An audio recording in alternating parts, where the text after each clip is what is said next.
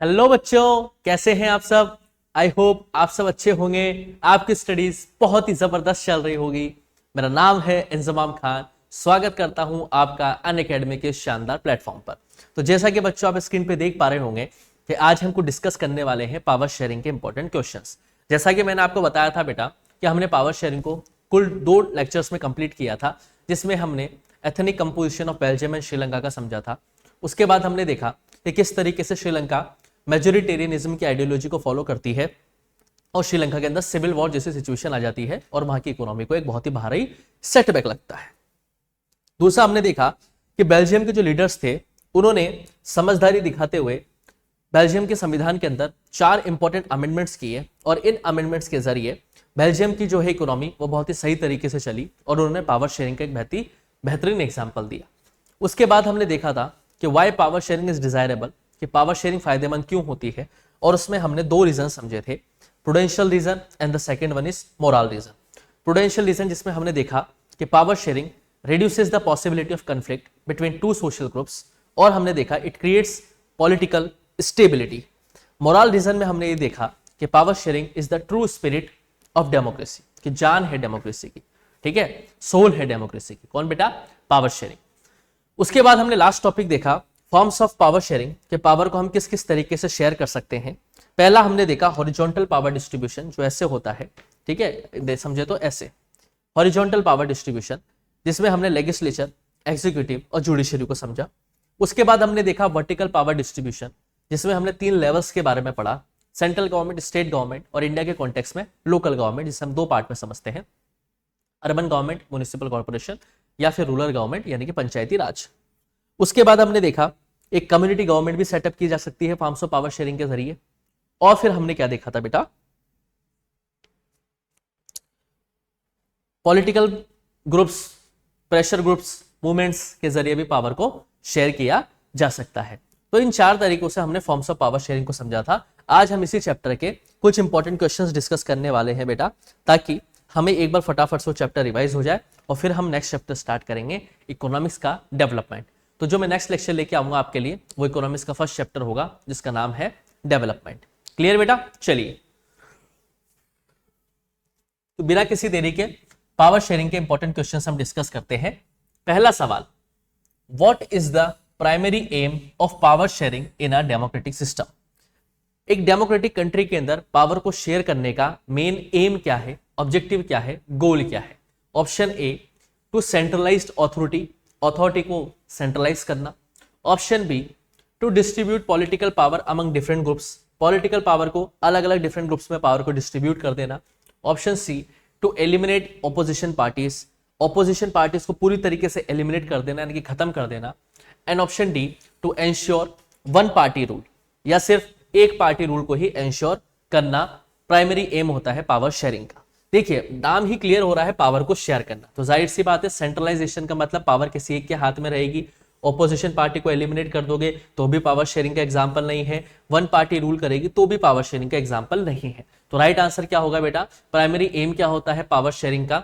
To distribute political power among different groups, power को distribute करना अलग अलग ग्रुप्स में, तो इसी को हम पावर शेयरिंग कहते हैं।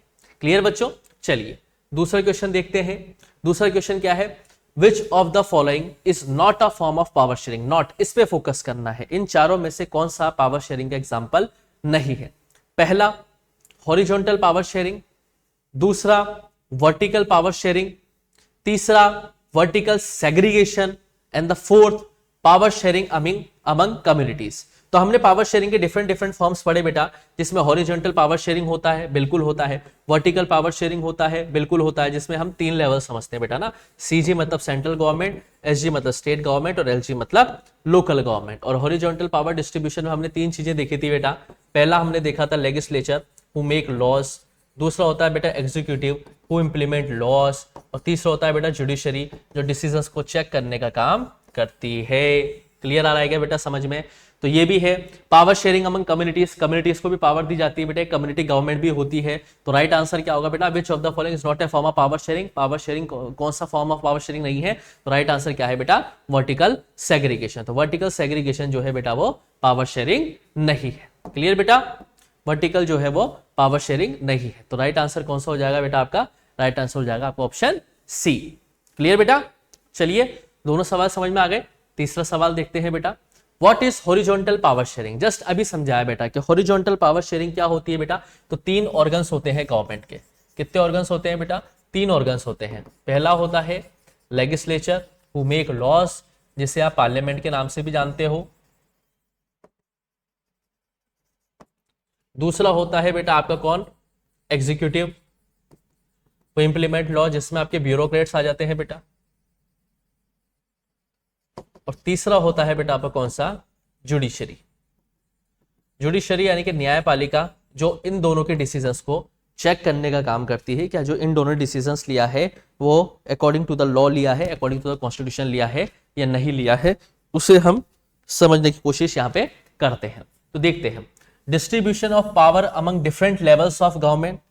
हॉरिजॉन्टल पावर डिस्ट्रीब्यूशन में क्या पावर को डिफरेंट लेवल्स में डिवाइड किया जाता है? नहीं, हॉरिजॉन्टल में तो ऑर्गन्स में किया जाता है। ये तो central government, state government, local government है, ये नहीं है। Sharing of power among different organs of the government, बिल्कुल ये राइट आंसर होना चाहिए, लेकिन फिर भी हम सी और डी को समझेंगे। Power share between the central and state government, नहीं ये भी सही नहीं है। Division of power between the executive legislature, नहीं ये भी पूरा सही नहीं है। तो राइट आंसर क्या है बेटा? ऑप्शन बी, पावर को शेयर करना है among different organs of the government, जिसमें आपके लेजिस्लेचर, एग्जीक्यूटिव और जुडिशरी भी आ जाता है। क्लियर बेटा? क्वेश्चन नंबर 3 क्लियर है। अब देखते हैं 4 क्या है। क्वेश्चन नंबर 4 क्या पूछ रहा है हमसे? विच of the following represents vertical power sharing? Vertical power sharing को क्या रिप्रेजेंट करता है? तो वर्टिकल पावर शेयरिंग अभी हमने समझा थोड़ी देर पहले ही, सबसे टॉप पे होती है कंट्री में, कौन सी होती है बेटा? Central government. कौन सी होती है बेटा? Central government. उसी के नीचे सबऑर्डिनेट में कौन सी होती है बेटा? उसी के नीचे सबऑर्डिनेट में होती है आपकी बेटा कौन सी? स्टेट गवर्नमेंट, जो राज्य की सरकार होती है, कुछ पावर्स के पास भी होती है। और तीसरी होती है बेटा हमारी लोकल गवर्नमेंट। कौन सी होती है बेटा?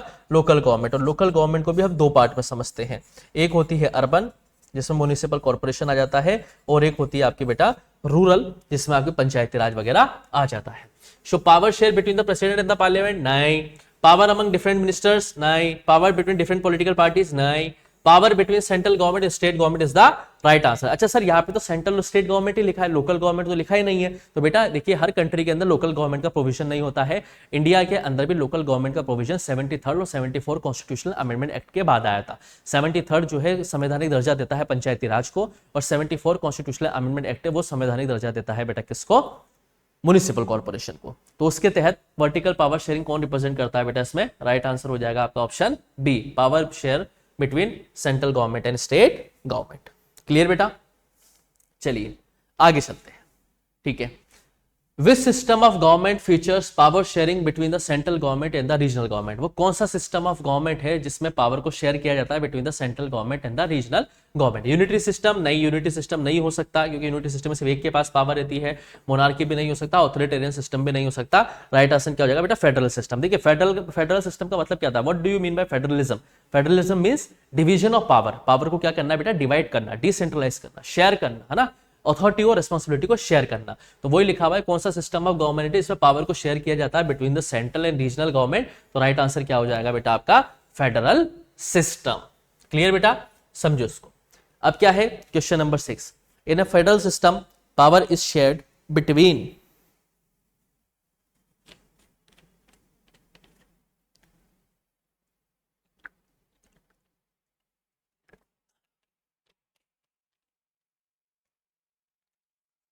फेडरल सिस्टम के अंदर पावर को शेयर किया जाता है किस किस के बीच में? देखते हैं। फेडरल सिस्टम अभी जस्ट थोड़ी देर पहले पढ़ा, क्या गवर्नमेंट और मिलिट्री के बीच में पावर को शेयर किया जाता है? नहीं। Citizens and political leaders? नहीं।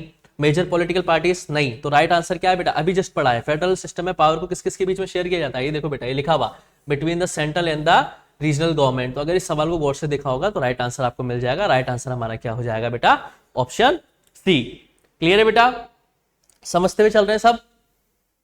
ठीक है, चलिए क्वेश्चन नंबर 7 की तरफ बढ़ते हैं।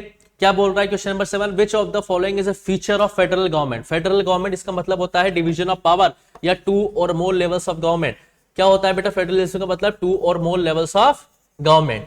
जिस कंट्री के अंदर 2 या 2 से ज्यादा लेवल्स होते हैं गवर्नमेंट के, उसे हम कौन सी कंट्री कहते हैं? फेडरल कंट्री कहते हैं।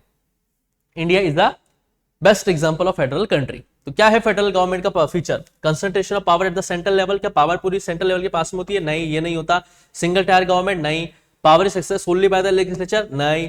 Dual system of government with shared powers, बिल्कुल सही है बेटा। फेडरल गवर्नमेंट की डेफिनेशन क्या बताई हमने, देयर आर 2 और मोर लेवल्स ऑफ ए गवर्नमेंट, जिस कंट्री के अंदर 2 या 2 से ज्यादा लेवल होते हैं गवर्नमेंट के, वो कंट्री फेडरल कंट्री कहलाती है। इंडिया इसका सबसे बेहतरीन एग्जांपल है। तो इसका राइट आंसर क्या है बेटा, क्या है, dual system of government with shared powers, government का डुअल सिस्टम जिसमें पावर को एक दूसरे के साथ क्या किया जाता है बेटा, शेयर किया जाता है। ये था बेटा आपका क्वेश्चन नंबर 7। चलिए question number 8, which of the following is an example of power sharing among communities, इसमें से सबसे बेहतरीन एग्जांपल कौन सा है पावर शेयरिंग का among communities. Indian states have their own legislative assembly, नहीं ये भी फिट नहीं बैठता है। द प्रेसिडेंट्स वीटो पावर, नहीं ये भी फिट नहीं बैठता है। Division of powers between the judiciary and the executive, नहीं।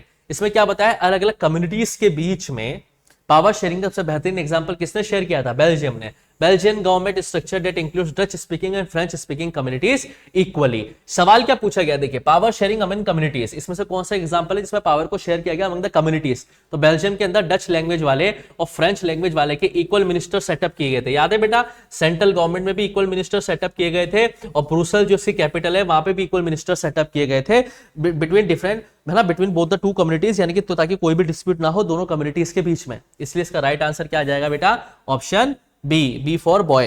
क्लियर बेटा, समझो इसको। आगे चलते हैं। What is the purpose of power sharing among communities in a country, purpose क्या है पावर को शेयर करना among different communities in a country. To promote conflict between different groups, promote तो क्यों करेंगे भैया, पावर शेयर इसलिए हम कर रहे हैं ताकि रिड्यूस हो सके conflict. To ensure dominance of one community, नहीं, मेजोरिटेरियनिज्म वाली आइडियोलॉजी भी नहीं है। टू सेंट्रलाइज पॉलिटिकल पावर, नहीं, पॉलिटिकल पावर को सेंट्रलाइज भी नहीं करना है। तो हम क्या करना चाहते हैं, पर्पस क्या है पावर शेयर को करने का, ताकि 2 कम्युनिटीज के बीच में जो पॉसिबिलिटी के चांसेस होते हैं वो रिड्यूस हो जाए। तो क्या है answer, to accommodate the interest of different groups, ताकि हर एक डिफरेंट कम्युनिटीज के इंटरेस्ट को हम क्या कर पाए बेटा, एकोमोडेट कर पाए, एक कर पाए। तो इसका राइट आंसर क्या हो जाएगा बेटा, ऑप्शन सी। क्लियर बेटा, क्लियर है क्या बेटा।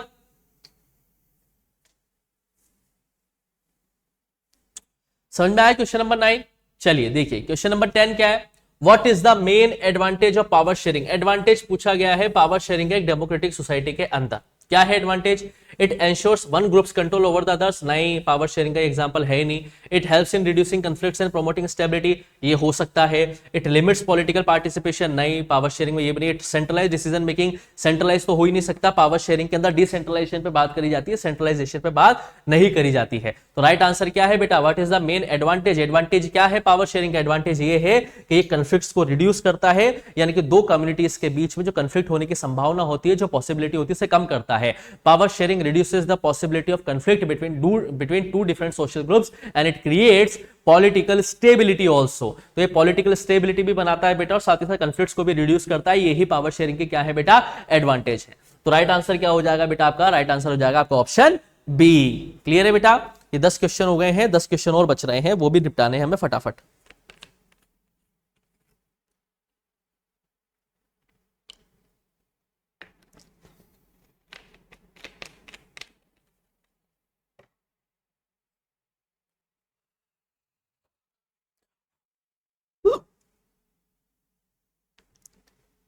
क्लियर है बेटा। चलिए question number 11, which principle underlies the concept of separation of power, किस प्रिंसिपल के अंदर ये कॉन्सेप्ट आता है, सेपरेशन ऑफ पावर, पावर को सेपरेट करना।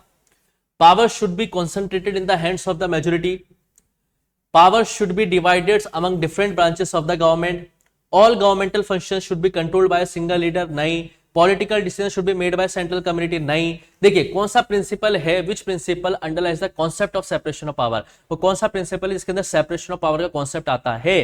तो power should be divided among different branches of the government is the right answer बेटा। Power should be concentrated in the hands of the majority, नहीं, ये भी नहीं बेटा। राइट आंसर क्या हो जाएगा, b, power should be divided among different branches of the government.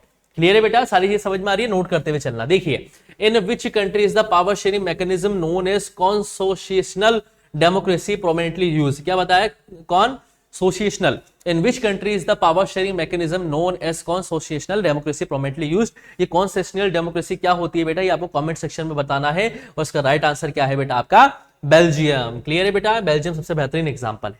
चलिए, what does the term devolution refers to in the context of power sharing. ये डिवोल्यूशन शब्द का क्या मतलब है पावर शेयरिंग के कॉन्टेक्स्ट में?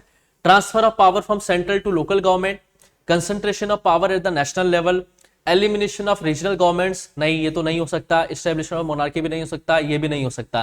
तो डिवोल्यूशन का मतलब क्या होता है? यहाँ पे डिवोल्यूशन का मतलब है डिसेंट्रलाइजेशन। यहाँ पे डिवोल्यूशन का मतलब क्या है बेटा? डिसेंट्रलाइज करना। तो राइट आंसर क्या है बेटा?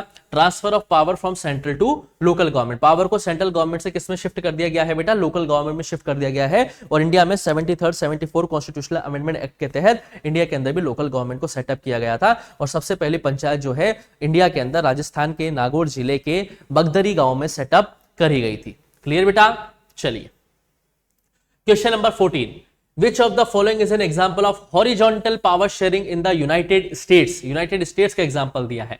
The division of powers between the federal and state government, US में ऐसा नहीं है। The allocation of seats in the parliament, ये भी नहीं। देखिए यूएसए में क्या किया गया बेटा? The system of checks and balance among the legislative, executive and judicial branches। देखिए चेक एंड बैलेंस का मतलब क्या होता है बेटा? कि अगर कोई आप काम जो कर रहे हो वो तो चेक है और उसका इफेक्ट क्या आ रहा है। ठीक है, चेक एंड बैलेंस का कहने का मतलब क्या है? यहाँ पे चेक एंड बैलेंस का मतलब ये है कि अगर सरकार ने कोई डिसीजन लिया है तो उसको चेक करने के लिए, उसको लिमिट करने के लिए, उसको उस डिसीजन को चेक करने के लिए कि ये सही है या नहीं है, उसके लिए कोई बॉडी बिठाई गई है क्या, तो उसे चेक एंड बैलेंस बोलते हैं। और यूएसए में लेजिस्लेटिव, एग्जीक्यूटिव और जुडिशियल ब्रांचेस के बीच में पावर को शेयर किया गया है, जैसे इंडिया के अंदर कर रखा है। तो हॉरिजॉन्टल पावर शेयरिंग का बेहतरीन एग्जांपल यही है, लेजिस्लेचर, एग्जीक्यूटिव और जुडिशियरी। क्लियर है क्या बेटा? चलिए question number 15, What is the role of a constitution in a federal system? एक फेडरल सिस्टम के अंदर संविधान का क्या मेन रोल होता है? To centralise all government function, नहीं सेंट्रलाइज की तो बात ही नहीं आती है। To define the division of powers between different levels of government, to eliminate the need for state government, to restrict democratic participation, नहीं नहीं नहीं नहीं बेटा। कॉन्स्टिट्यूशन का क्या मेन इंपॉर्टेंट रोल है बेटा फेडरल सिस्टम के अंदर? To define the division of powers, किस तरीके से कंट्री के अंदर जो अलग अलग लेवल्स हैं, यानी कि सेंट्रल लेवल है, स्टेट लेवल है, लोकल लेवल है, उस पावर को किस तरीके से डिवाइड करना है। देखिए बेटा तीन तरह की लिस्ट होती है। एक होती है बेटा आपकी यूनियन लिस्ट, जो सेंट्रल गवर्नमेंट के अंडर में आती है, यानी कि सेंट्रल गवर्नमेंट इस पे कानून बनाने के लिए स्टेट गवर्नमेंट से परमिशन नहीं लेगी। और एक आती है आपकी स्टेट लिस्ट, ठीक है, जिसपे कानून बनाने के लिए स्टेट गवर्नमेंट को सेंट्रल गवर्नमेंट से परमिशन लेने की जरूरत नहीं है। यूनियन, स्टेट और कॉन्करेंट। और कॉन्करेंट लिस्ट वो होती है जिसमें यूनियन नेशन और सेंट्रल गवर्नमेंट और स्टेट गवर्नमेंट दोनों मिलकर कानून बनाती है। यूनियन लिस्ट के अंदर बेटा 100 सब्जेक्ट्स आते हैं। कितने सब्जेक्ट्स आते हैं बेटा? 100 सब्जेक्ट्स आते हैं। स्टेट लिस्ट में आते हैं बेटा 61, ठीक है, और कॉन्करेंट लिस्ट में आते हैं बेटा 52, 161 52, 100 सब्जेक्ट्स 61 और 52। यूनियन लिस्ट में सेंट्रल गवर्नमेंट कानून बनाती है, स्टेट लिस्ट में स्टेट गवर्नमेंट कानून बनाती है, कॉन्करेंट लिस्ट में यूनियन और स्टेट दोनों मिलकर कानून बनाते हैं बेटा। तो राइट आंसर क्या है बेटा इसका? राइट आंसर है b, to define the division of powers between the different levels of government. Clear है बेटा? समझ में आ रही है चीजें? ठीक है, चलिए विच of the following is not a characteristics of A federal system? Not a characteristics. Dual sovereignty, बिल्कुल ये तो होती है। इंडिपेंडेंट जुडिशरी, ये भी होती है। Division of powers between different levels of government, ये भी होती है। यूनिटरी गवर्नमेंट स्ट्रक्चर, नहीं बेटा। यूनिटरी का मतलब होता है सिंगल गवर्नमेंट होगी क्या? नहीं बेटा। फेडरल सिस्टम के अंदर गवर्नमेंट 2 या 2 से ज्यादा लेवल्स होते हैं। तो राइट आंसर इसका क्या हो जाएगा बेटा? सी, क्योंकि ये कैरेक्टरिस्टिक्स नहीं है फेडरल सिस्टम का। फेडरल सिस्टम के अंदर यूनिटी सिस्टम ऑफ गवर्नमेंट नहीं होती है। 17, which concept involves the sharing of power among different levels of government such as national and state? national state government ये पढ़ के आ चुके हैं बेटा हम अभी। वर्टिकल पावर शेयरिंग इसे हम कहते हैं, ठीक है। 3 लेवल्स होते हैं ना, एक होती है सेंट्रल गवर्नमेंट, एक होती है स्टेट गवर्नमेंट और एक होती है आपकी लोकल गवर्नमेंट। इसको हम 2 पार्ट में डालते हैं। एक होती है बेटा आपकी अर्बन और एक होती है आपकी बेटा रूरल। अर्बन में आ जाती है बेटा आपके म्युनिसिपल कॉर्पोरेशन और इसमें आ जाते हैं बेटा आपके पीआर यानी कि पंचायती राज। तो different levels of government such as nation state, तो वो कौन सा हो जाएगा बेटा? Vertical power sharing. और हॉरिजॉन्टल आपको पता है बेटा, एक होता है लेजिस्लेचर, हॉरिजॉन्टल पावर शेयरिंग, दूसरा होता है बेटा आपका एग्जीक्यूटिव और तीसरा होता है बेटा आपका कौन सा? जुडिशरी। क्लियर बेटा?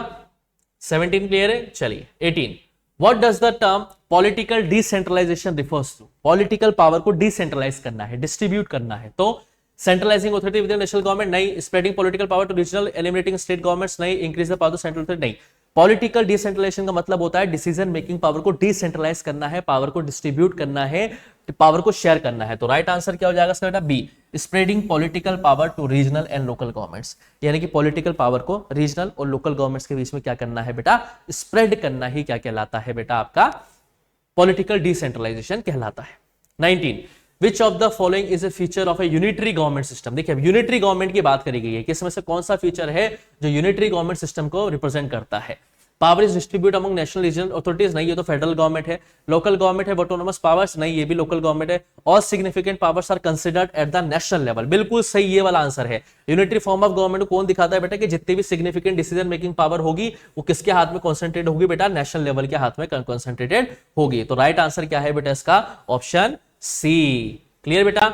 लास्ट सवाल देखते हैं बेटा, आज का लास्ट सवाल क्या है, in which of the following systems does power sharing occur among different ethnic और religious communities to ensure representation. और ये वही बेल्जियम वाला एग्जांपल आ जाएगा बेटा, कंसोसिएशनल डेमोक्रेसीज का राइट आंसर होगा। क्लियर है बेटा। तो ये थे बेटा पावर शेयरिंग के कुछ इंपॉर्टेंट क्वेश्चंस, जिसमें हमने 20 क्वेश्चंस लगभग डिस्कस किए हैं। ठीक है, नेक्स्ट जो मैं आपके लिए लेक्चर लेके आऊंगा उसमें हम इकोनॉमिक्स का फर्स्ट चैप्टर डेवलपमेंट पढ़ेंगे बेटा। ठीक है, आई होप आपको अभी तक तीनों चैप्टर समझ में आए होंगे, जिसमें हमने राइज ऑफ नेशनलिज्म यूरोप को बहुत अच्छे से पढ़ा, पावर शेयरिंग को हमने बहुत अच्छे से देखा और रिसोर्सेस एंड डेवलपमेंट को हमने बहुत अच्छे से समझा। अब जो नेक्स्ट लेक्चर हम पढ़ने वाले हैं वो डेवलपमेंट हम लेक्चर पढ़ने वाले हैं बेटा। 2 या 3 लेक्चर में डेवलपमेंट जो टॉपिक है आपका वो कंप्लीट हो जाएगा। उसके बाद हम जियोग्राफी पे वापस बढ़ेंगे और फिर हम चैप्टर स्टार्ट करेंगे forest and wild life resources. जो नेक्स्ट लेक्चर आने वाला है वो इकोनॉमिक्स का हम डेवलपमेंट पढ़ेंगे। जल्दी ही मिलूंगा आपके साथ नेक्स्ट लेक्चर में बेटा। आपको बस एक काम करना है कि नोट्स बनाने हैं, पढ़ते चलना है। कोई भी डाउट हो तो आप कमेंट सेक्शन में छोड़ सकते हैं। जल्दी ही मिलूंगा आपके साथ नेक्स्ट लेक्चर में, तब तक के लिए पढ़ते रहिए, मस्त रहिए। Thank you, bye bye.